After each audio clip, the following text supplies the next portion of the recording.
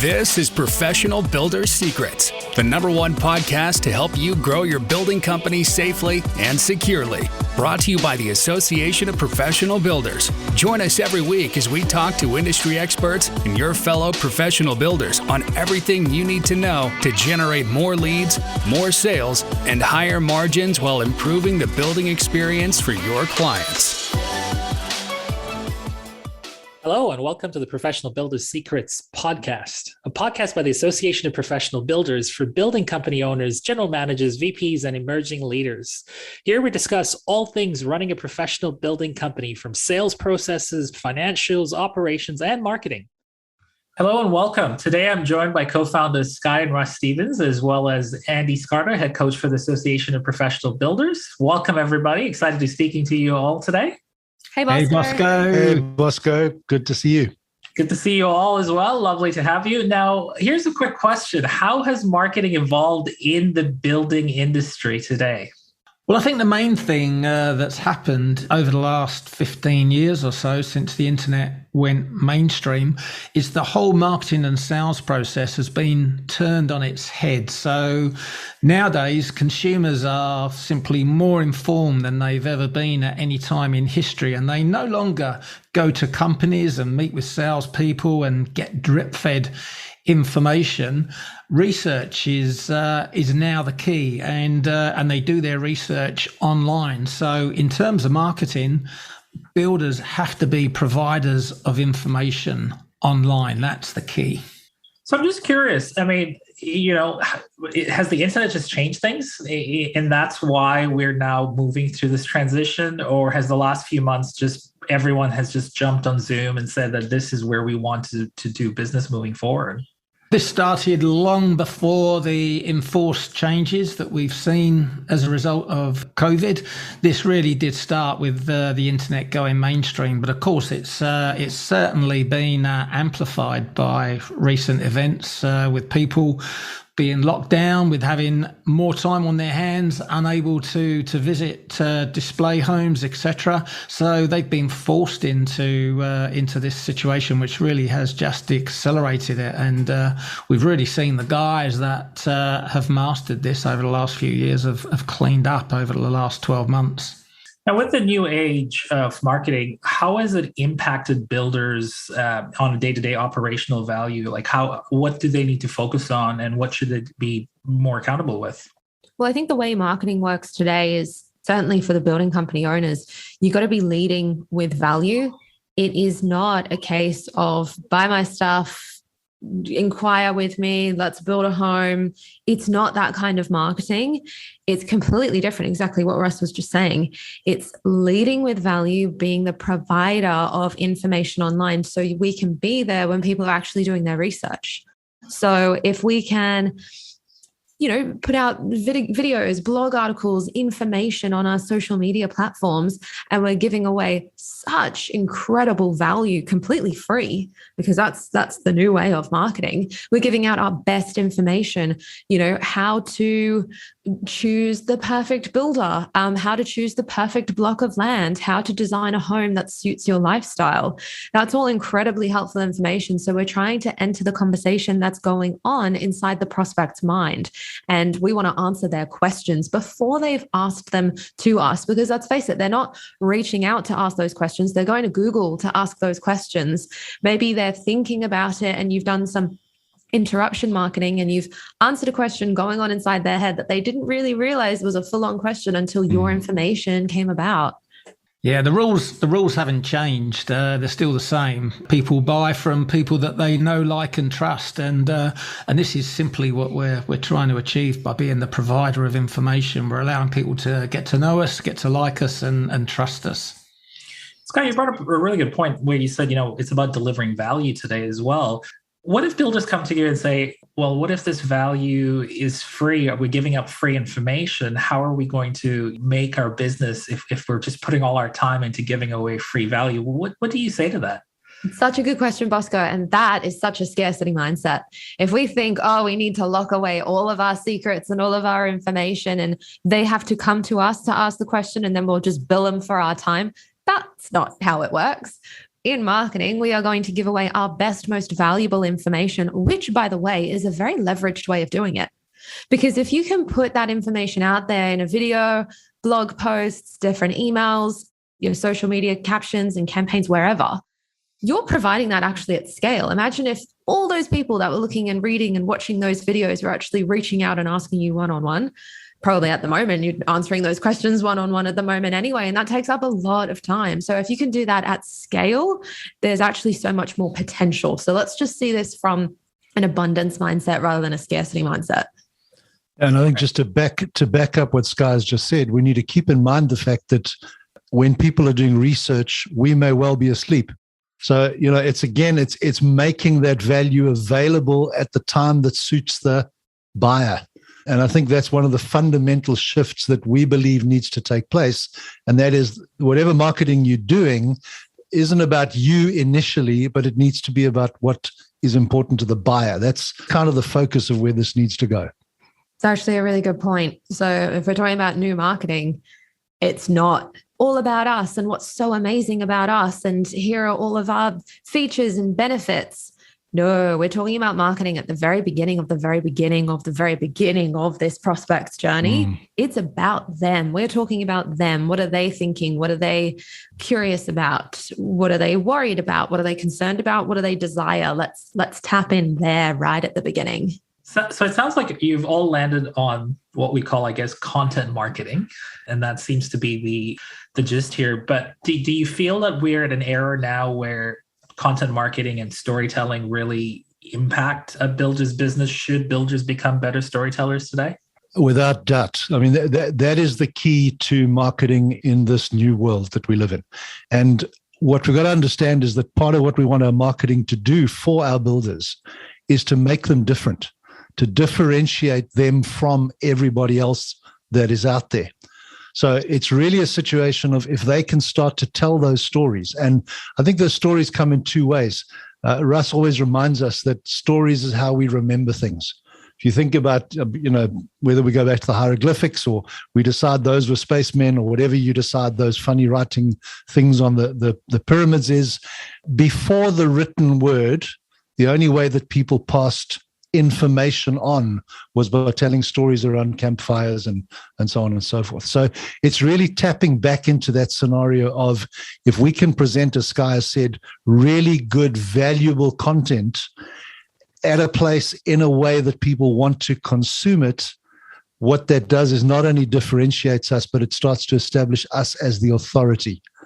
And people, if we're able to essentially articulate a person's concern better than they can themselves, they're going to automatically believe that we have the solution that they are looking for.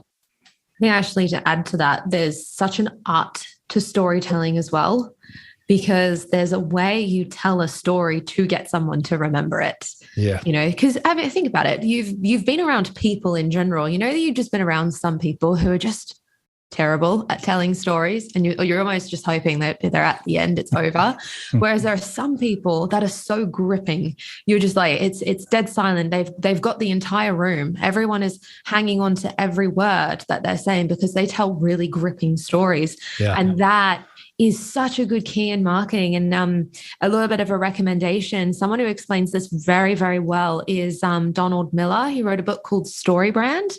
And he really breaks down the storytelling formula so simply. And, I think we've all said this. Everyone in our team's read it. It's so simple. It's crazy how simple it is, but it's also so profound. He just walks through a very simple 5-step formula to create gripping stories, and you just see it play out in real life.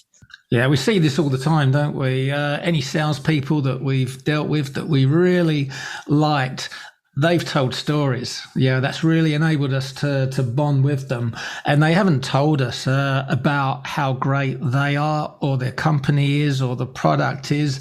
They've used example stories of past clients so that we really resonate. It really resonates with us, and we remember those stories because, it's so hard to remember them. And with marketing is just a salesperson in print, really. So it's really the exact same process in the written word.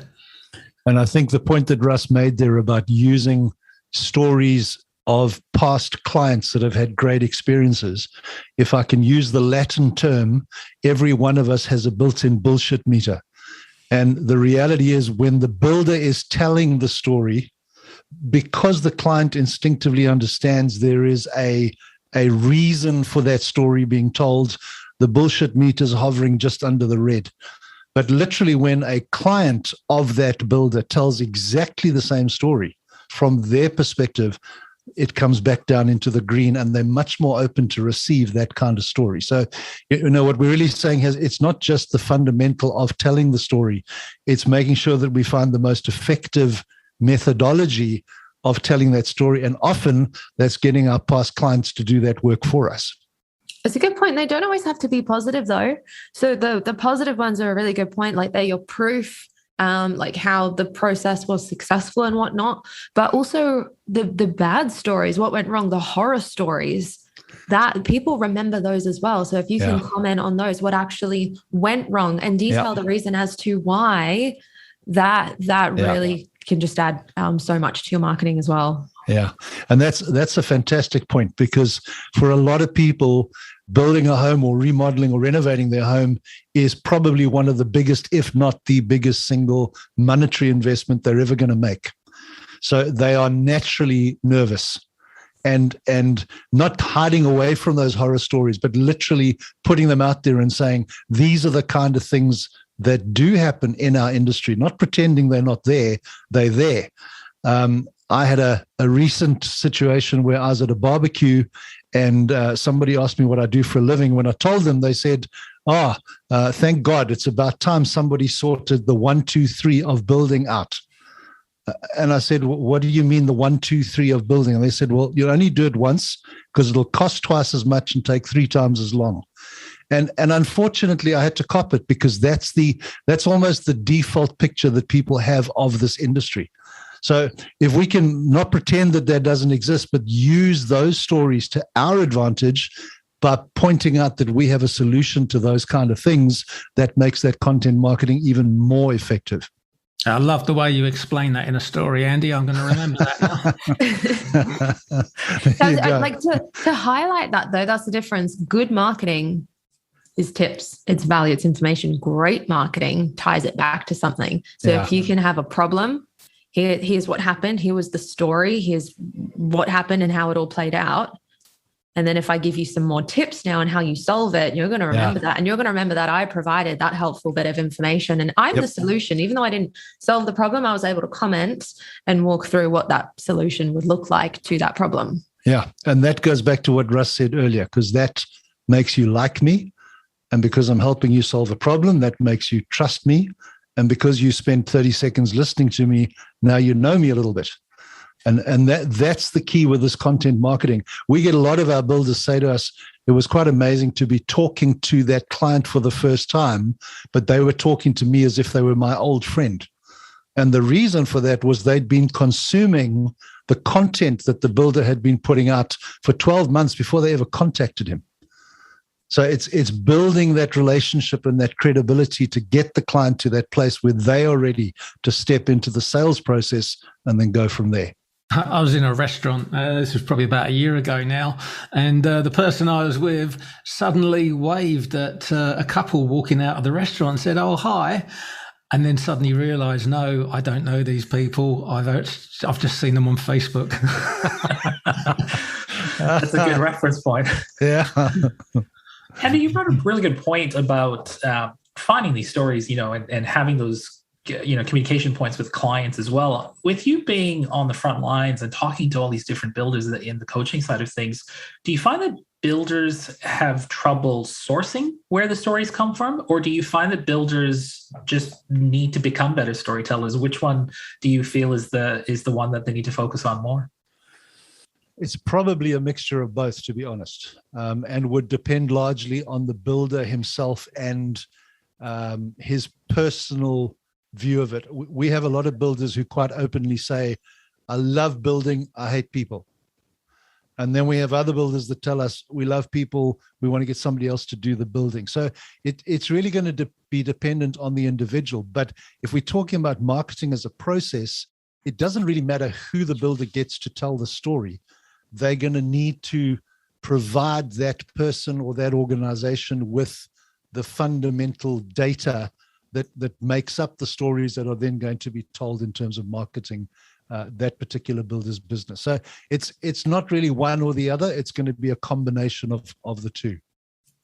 So we have a lot of metrics that marketers measure their performance on when it comes to the success of marketing campaigns. What metrics should builders be looking at today when it comes to marketing? Well, we should probably start with what we don't look at, and that is cost per click, one of the most popular metrics in marketing and marketing managers. But it's meaningless. It really doesn't mean a thing. And both Google and Facebook have proved this by doing an in-depth study, which is why they use, certainly Facebook use a different metric, which is cost per landing page view. But the most important metric for a builder to look at initially is cost per lead. From there, they need to progress to looking at the cost per marketing qualified lead and even the cost per sales qualified lead. And then as they get better at marketing, they can go for more advanced metrics, looking at awareness metrics like cost per video view and cost per landing page view as well.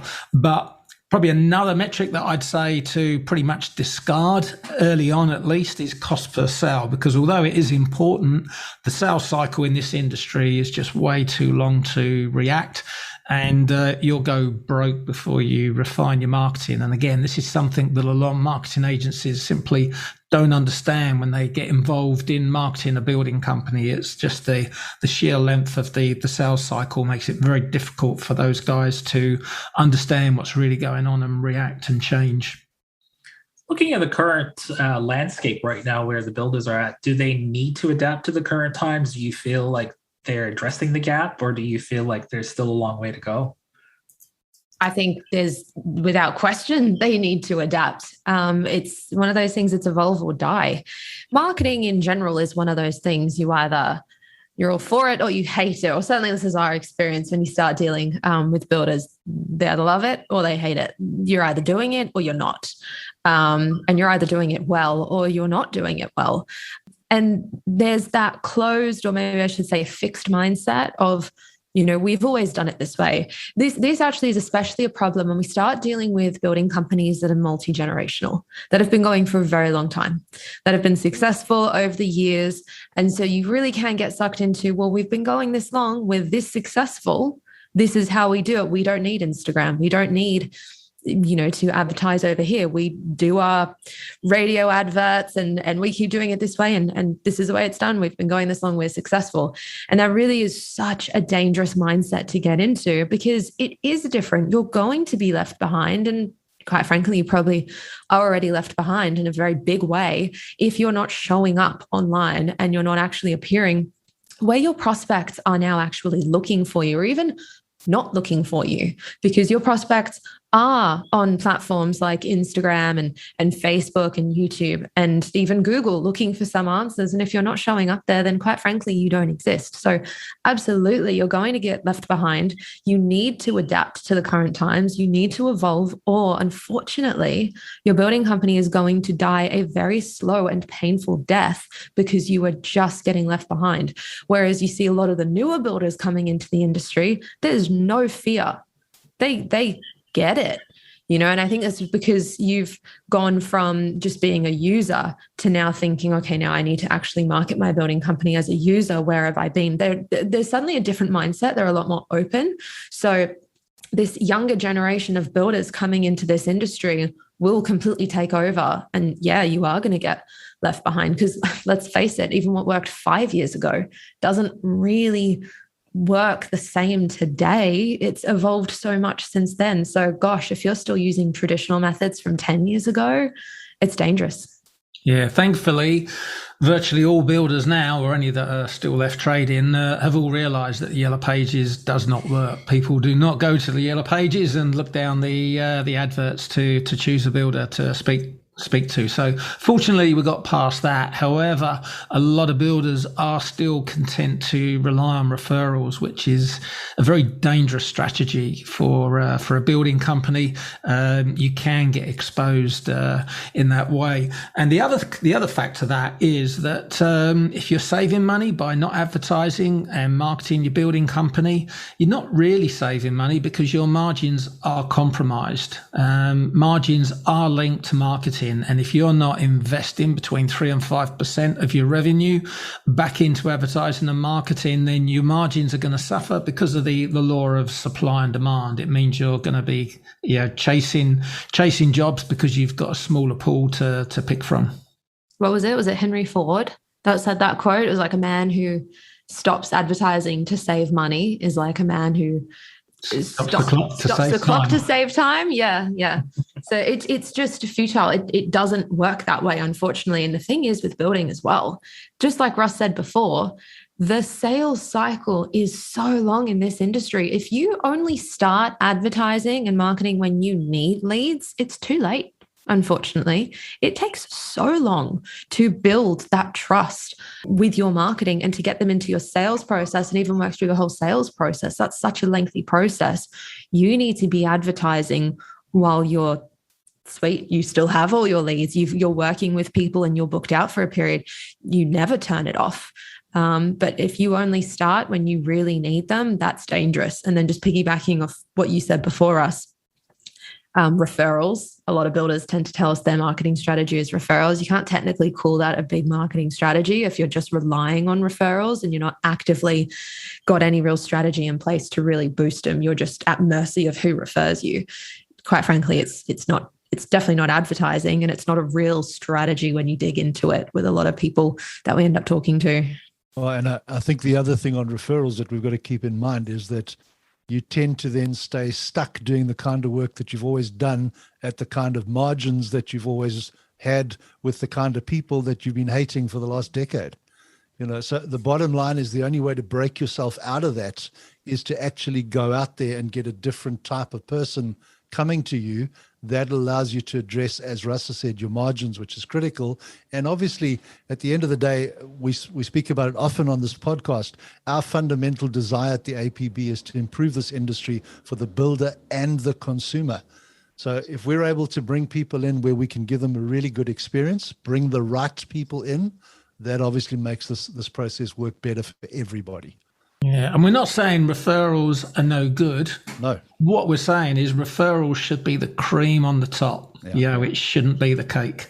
Totally. Well, and I mean, we always remind our builders, you can't make the phone ring. So, the problem is, whilst referrals are generally good quality leads, they are completely inconsistent. You put yourself into that feast and famine cycle where some months the phone is ringing off the hook, and then other months it's tumbleweed and crickets, and there's nothing happening, and there's nothing you can do to change that. That's the other big plus of your marketing activity. You actually get into the driving seat and you control what sort of lead flow is happening for you. And you made a good point there as well, Andy. Referrals, you're going to get more of the same. Yeah, so if you're not happy with the direction your building company has gone in terms of its clientele, then like Andy says, you've got to break out of that through advertising. We've talked about radio advertising. We've talked about all these different formats of traditional marketing as well and advertising. Here's a hard question. Is it still effective today? Well, I think I can give you a long answer or a short answer. The short answer is no. It's not. Simple as that. And primarily because the way that people now look for service providers, as Sky has alluded to earlier, is completely different. I mean, if you put yourself in the shoes of a potential buyer or potential client, with everything these days, if I want something, what's the first thing I do? I Google it. I literally go and see if I can find it online. And then when I have found it online, I'll go and look at the reviews to decide whether or not other people have been brave enough to step into that place. And then if enough people have done that, I will then follow suit. So it's no longer a scenario where somebody will actually appoint a builder and work with that builder. Often if you are contacted directly without any kind of marketing effort, it's purely somebody checking a price. So really, it's one of those scenarios where Sky talked about radio advertising and Russ has touched on yellow pages. There was a time when those things actually were effective, but we certainly see from the metrics that we measure that those kind of things have very, very little impact these days. It's totally worth mentioning as well that the big reason for that is attribution, because in the newer methods of advertising and paid advertising and marketing, there's so much more visibility. So you can actually have proper attribution of, well, where did that lead come from? Oh, it was a direct result of that campaign. I know it worked because of all of the metrics that Russ went through earlier. I know it works. I can spend more money on it. So that's such a benefit to all the newer platforms. Plus, you can just get more return because you can actually see you're getting in front of more people. Things like radio, it's such a scattergun approach because you're blasting a message to anyone and everyone who was tuning in at that point, not a very targeted approach that was using an algorithm with 42 million data points that these computers have built for us. I mean, let's use the modern technology there. But I think as well, just to piggyback, Andy, probably the worst part about traditional marketing is that myth that crops up every so often from a lot of builders, and they repeat that phrase, just getting your name out there. Bottom line, if they try and do any marketing, it's like, let's just do TV or radio or whatever it ends up being. If anything, we'll just get our name out there. Come on, it just doesn't work like that. Unfortunately, you can't measure it, and it's just such a myth. Yeah, and I think that's Sky's just hit the other big key. You've got to be able to measure it. At the end of the day, you're investing incredibly hard-earned dollars into something, and you want to make sure that every dollar you're investing is bringing you back an acceptable, return on that investment. So with us embracing this new age of marketing, what are some of the significant impacts to builders and their revenue? Should they embrace this need to change? What can they expect to see? Well, done right, obviously, good marketing will grow a building company and increase their revenue. But the real impact for builders is not just their revenue, but it's their margins. That's the real key. And like I was saying earlier, margins are linked to marketing. And this is the difference between a new home builder hitting the industry benchmark, which means marking up their jobs by 33%, and those guys that are struggling to put 15 or maybe 20% on their jobs and still win a job. And they mistakenly believe that it's all down to price and that consumers are choosing the lower price. They're not. That is a myth. It comes down to their marketing and the fact that maybe they don't like that person as much, maybe they don't know that person as much, maybe they don't trust that person as much. And that's not to say they dislike them or distrust them. It's just to say they haven't been given the information that would allow them to move down the certainty scale. And I think, Bosco, sorry, if I can just jump onto the back end of what Russ is saying. If you don't give your prospective buyer anything different to what everybody else is giving them, you leave them with price as the only thing they can make a decision on. I always, when I'm talking to clients, talk about my mobile phone. And I happen to have an Apple, and I think it's a 10. And literally, you can buy the same phone anywhere in the world, identical phone. So how do I choose who I go with? The guy that's going to give me the best deal. Because this phone looks the same, feels the same, does the same, no matter who I get it from. So the only thing I've got left is, let me make the decision based on what it's going to cost me. So by making sure that you're marketing and advertising, particularly with the storytelling and content marketing stuff that we're talking about, you make yourself different, you add value, and that then moves the discussion and the decision away from just how much the build is going to cost. Of course, the other side to that coin is, why did Andy buy an Apple phone when he could have bought an Android a lot cheaper? And that all comes down to status. Well, and intelligence, I think, but I'll go with status now. Brand is a big one, like it's that know, like, and trust. So you're more aligned to a certain brand. It's everything. Yeah. So I'm sure you guys have an example of a builder that's adapted to the new age of marketing. And part of this amazing podcast series is to really just open up the curtains and discover some of these insights. Tell us a story of a builder that has embraced this and you're seeing success. Well, look, we probably, with this particular builder and on this podcast, don't want to mention his name out front. But just to kind of, I'll tell everybody that it rhymes with Brian Flannard. And he's not from Victoria or New South Wales. I'll just leave it there for now. But he's been part of our private mentoring group. In fact, he moved up into our elite mentoring group at the beginning of this year, and he has fully embraced everything that we teach in terms of content marketing. He's committed to it. He's investing in it. He's part of it, and he's one of the best examples of a builder where clients walk into his office and treat him as if they've known him for years, which in fact they have. Although he's only just met them, they've been watching his videos and consuming the content over the years. Now, the quality of the clients that he's getting to work with has risen exponentially over the last 3 years. He's just recently employed a brand new sales executive who has had, I think, somewhere in the region of 20 years in the kind of project home, display home sales kind of environment.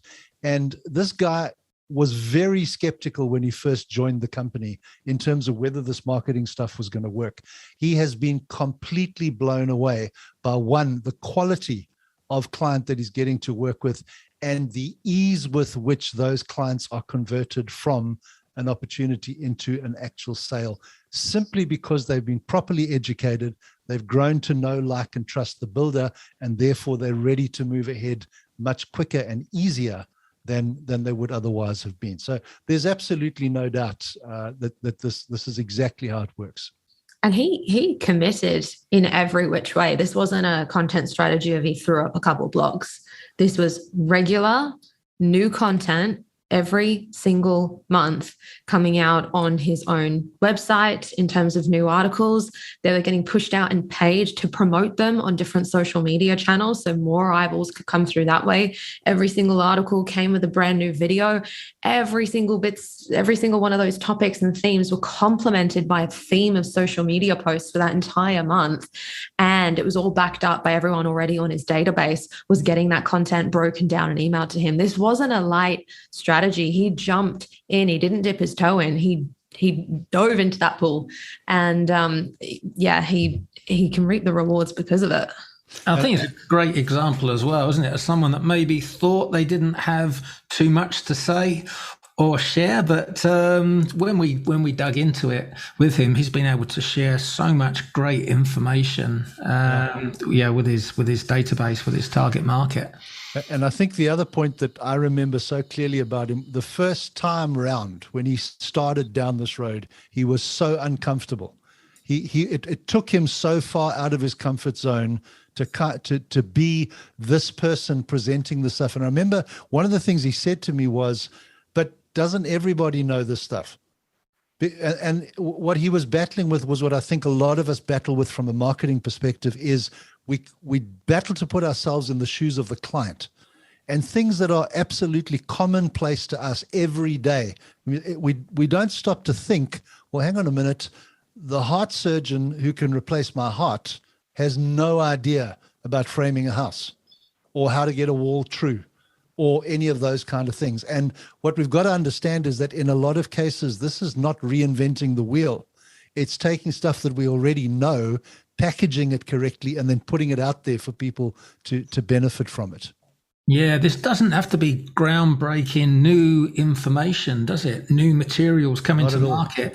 We're just explaining the basics to make these people feel comfortable. It could be as simple as explaining what PS and PC mean. Terms that we use all the time, we don't think twice at. Not everyone understands that, and they feel a bit silly when they're talking to us and we don't explain to them what they actually mean. I think hands down the easiest place to start is if it's you doing the sales or you got a sales team, just regroup, have 10 minutes and jot down every single question you've been asked when people make an inquiry in the last week. that's all your content right there. Start there, because just like what Andy was saying, everyone who now comes through the door is so evolved. They're so educated because you did it en masse. You were able to leverage that, and you were able to communicate widespread to so many people, so that when people come to you, they've got a lot more advanced questions. They're curious about the next steps. What happens from here? And their expectations are realistic. So they're not totally. Yeah, they're not walking in there with that sort of beer budget but champagne design mentality anymore. They've started to understand how this thing works, and that makes for a much more practical process in terms of getting them to contract. And enjoyable. Suddenly your building company is so enjoyable. You have wonderful clients flowing through to you, getting attracted to you because of how you're presenting your building company. Mm. We've talked about dependencies on cell phone and the new age where most of us rely on it today. How do builders stand out from the noise and the digital clutter that's out there? How do you really originate ideas and really stand out today? Bottom line is, to stand out, it doesn't mean you do the opposite and you actually don't do anything, because everyone seems to be online. I think we hear this a couple of times, people trying to be so different. Well, if everyone's doing this, I'm not going to do it. I'm not going to email my database. Everyone gets so many emails. I'll be different. Or I'm not going to be on social media. I'm not going to advertise here. That's, not the correct way to go about this. We want to stand out, not be completely invisible. So we need to be very, very, very clear on why and what we're doing here. So you got to really sit down and map out a very clear strategy. It's not a scattergun approach. We're not just saying, okay, how much have we got this month to do in our marketing? Let's throw it over here and just do Hail Marys and see what we can get from it. Let's sit down, have a very, very clear strategy on what we're trying to achieve. And if you sit down and you're trying to nut out a marketing strategy, the first place you start is internally. You want to work everything out to do with your building company, starting with probably the simplest thing. Let's decide and be very clear on who our building company is, what we do, and what we specialize in. That's our niche. Okay. What types of project do we want to be the experts and specialists in, so that we can attract all the prospects who want to do that particular type of job, which, by the way, the type of, your niche or what you specialize in should be the projects you enjoy doing the most and the most profitable ones. Otherwise, what's the point? Why are we doing this? So decide on your niche, get very, very clear on your avatar, which is a very fancy word for your ideal clients, basically. What do they look like? What are their age range? What do they do? What's their income level? Where do they hang out? Do they have children? Are they married? Let's know every single thing about our ideal clients. And then let's go another layer deeper and understand all of our marketing messages. So what's super unique about us? What's our unique selling proposition? What value can we deliver that's unique? Do we have any kind of guarantees? Even if it's as simple as a satisfaction guarantee, what kinds of marketing messages can we really sit down and nut out and get very clear on before we spend a cent anywhere on marketing? Otherwise, it's not going to work. And then you can really flow through, and then you get to decide on your content, how you're going to push that out there. That's going to mean creating some exceptionally valuable content, but putting it together well. So you can use things like professional copywriters, and you do professional video production, so you can shoot your videos, and you have a teleprompter so you don't forget what you're saying. And then it's so important, if you are outlaying all of that money and invested into a proper marketing strategy, make sure you have something very seamlessly integrated so it can back it all up, follow up those inquiries automatically and with speed and with the same amount of value. Yeah, that's a really good point, because if everything else seems a little bit daunting, one way to very easily stand out from all the other builders out there is to respond quickly.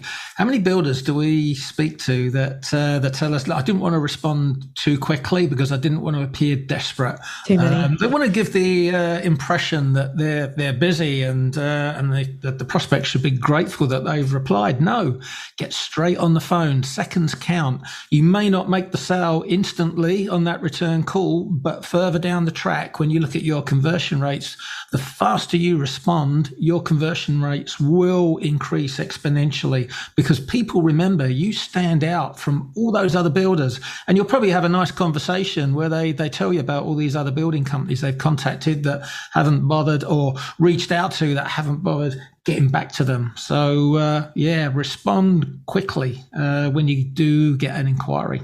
And by the way, you can be in demand and very busy with a line out the door and still respond immediately. Like, two things can be true. They don't go hand in hand. So just because your building company is booked out for the next 6, 12, 18 months and you're phenomenally successful, really the most phenomenally successful building companies should be responding quickly. That's how they do it. So pretending and even, downplaying, I'll wait a couple of days so I look a little bit more in demand, it really just does the opposite. All they're doing is talking to your competition. You, just like Russ said, you're not making this. You may not be making the sale, but you're making a first impression. And people remember the first impression. And just Sky, as you're saying that, what jumps to mind for me is how incredulous builders are that when they are booked out for 12 to 18 months and they do respond quickly to say to people, how soon would you like me to start? And then they tell people, I can't start for 18 months.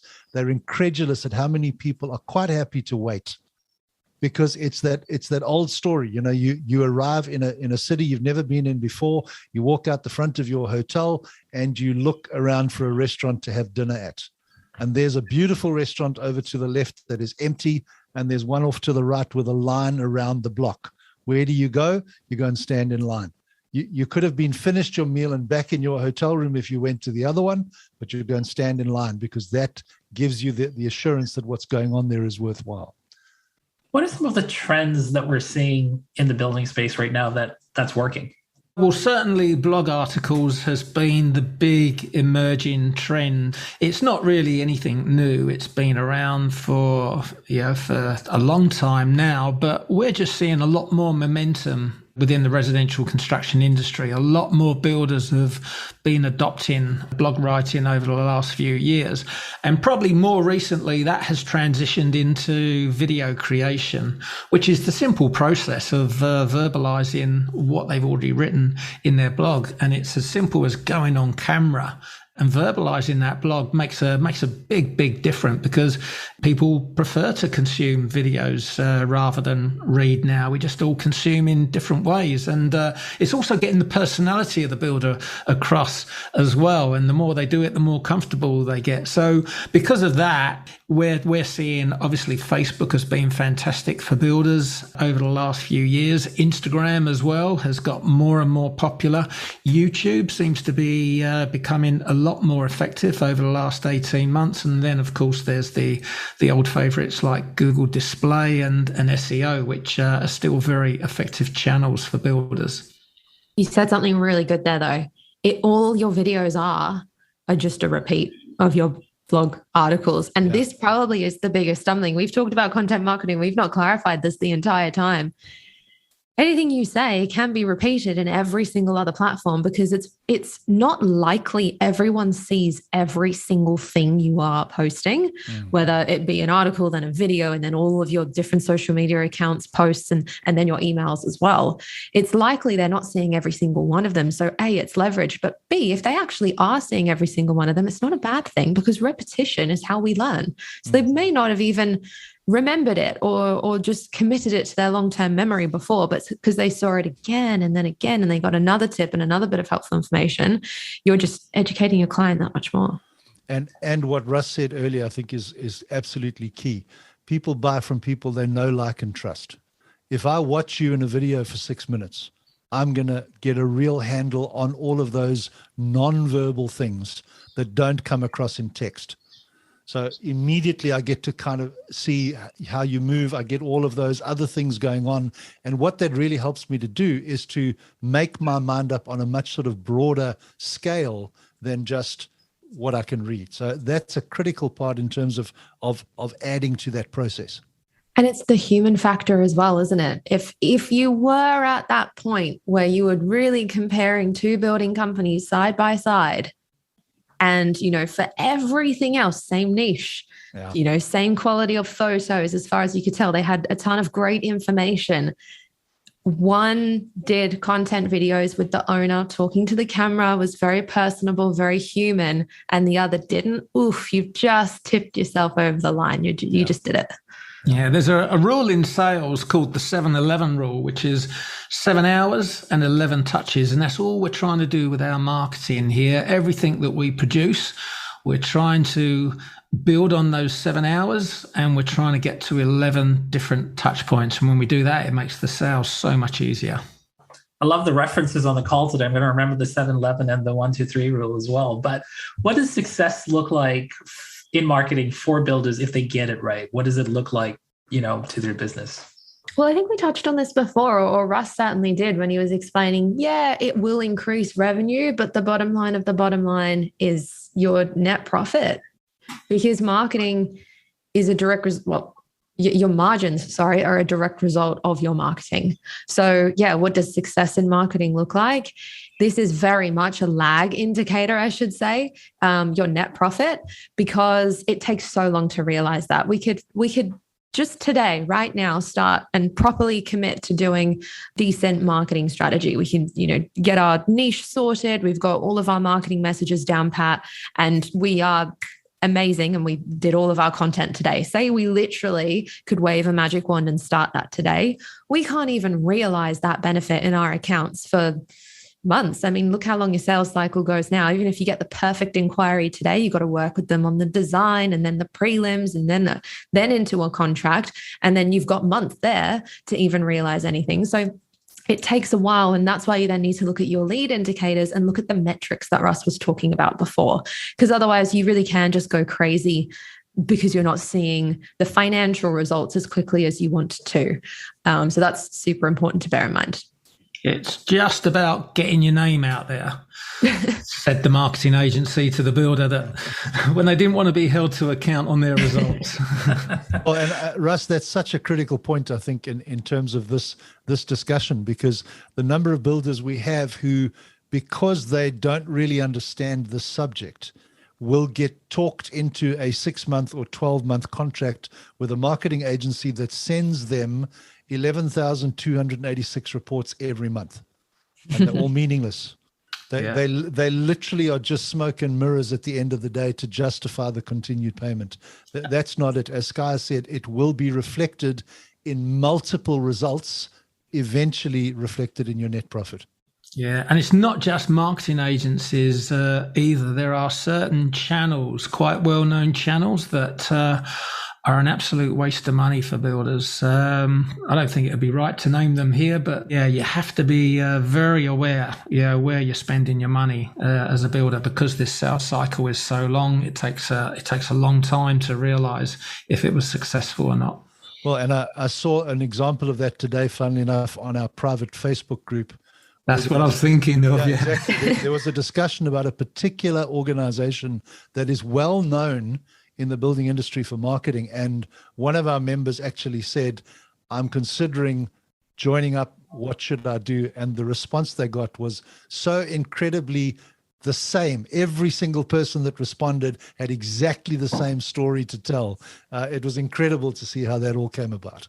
I think the most interesting thing about that is that thread pops up about every 6 months. And we always just wait to see, has it changed yet? And every 6 months, someone else has tried it and it's the same result, which is actually quite interesting. But it's about every 6 months, it's on a rotation, someone else then asks. Yeah. So the definition of insanity is when you do the same thing over and over again, expecting different results. What should builders avoid in marketing today, with the intention that they're expecting to get some results, but if it's not going to get the results, what should they avoid? Well, I think we've touched on it already. It's critically important, if they're going to work with an agency, that agency has not only experience, I think, although that's a good start in the building industry, but has runs on the board, has actually been able to deliver provable results in the space. Now, it's a scenario of most builders almost want this kind of set and forget situation when it comes to marketing. If they get comfortable with the principles that we teach, and really that's all they've got to understand, although we can teach them how to actually do an ad on one of the social media channels or any of those technical things. The reality is if they get to understand the principles of what works and how it works so that they can measure what is being done, that's going to put them in the best place possible. So in terms of avoiding marketing, don't do anything you don't understand would be the place that I would start. And then make sure that if you're going to work with an outside agency, that they have runs on the board. I think to add to that as well, I feel like we could have a long list for this one, but the whole mindset and mentality of build it and they will come. Yeah. Posting and hoping, it doesn't do anything. You may have the most amazing website. You may have a wonderful social media channel and you've got beautiful photos and you've got beautiful homes.